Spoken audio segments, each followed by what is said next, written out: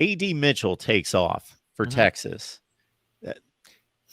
Once this transfer portal a couple off seasons ago really got humming, the first thought was, okay, this is a place for quarterbacks first and foremost, because they're the only position on the field where there's only one guy that plays. So if you don't earn the starting spot and you think you're really good and can compete elsewhere, then you go.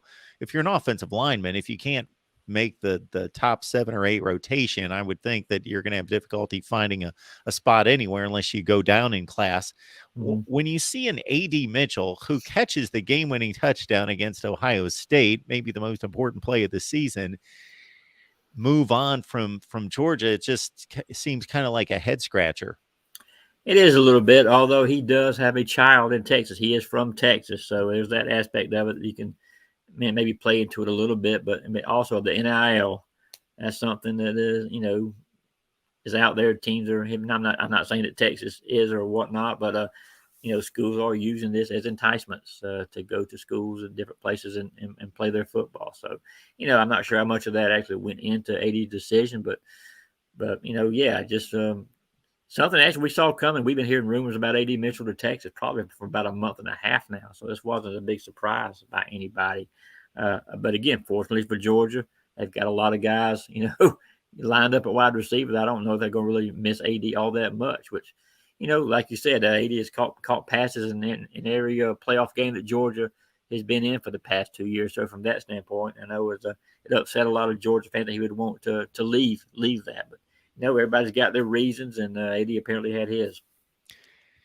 NIL, not supposed to be an enticement. Like you just said, shoot, look at the Jaden Rashada situation in Florida. That was an obvious enticement. He knew exactly how much money he was going to make. Yeah. So it's out there and it's obvious. But if it's done correctly and by the guidelines, it's supposed to be offered to the athlete in terms of, this is what we have available. This is, you can talk to other athletes and see what they've done, but we're not supposed to be handing you a deal before you've enrolled. Yeah. But that's the deal. Where does Kirby Smnart stand in this? How much does he talk about it? How strong does he believe the NIL collective is there in Athens? I think he's satisfied with what the collective is in Athens right now. I mean, he's a big proponent of it. I mean, it is what it is now. And if it's going to be part of the college football landscape, he wants Georgia to be in the best position to take advantage of that. And from what we understand, Georgia is in pretty good position right now as far as what they're able to offer us athletes from the NIL perspective. But one thing that Coach Smnart does when a player will go to him and say, "Look, I may be able to go to this school and get so and so, or whatnot from another institution." Coach Smnart always, and we've been recruiting kids, always pushes, the overall picture, not just what can happen in a year. They push the fact that they put all these kids in the NFL, that the team is winning championships, and that's kind of been the route he's taken, thus far, to kind of maybe alleviate some of the issues that other programs are having when it comes to NIL and kids going back and forth. He just points out what Georgia can do for them in the long haul, and so far it's been had pretty good success with that.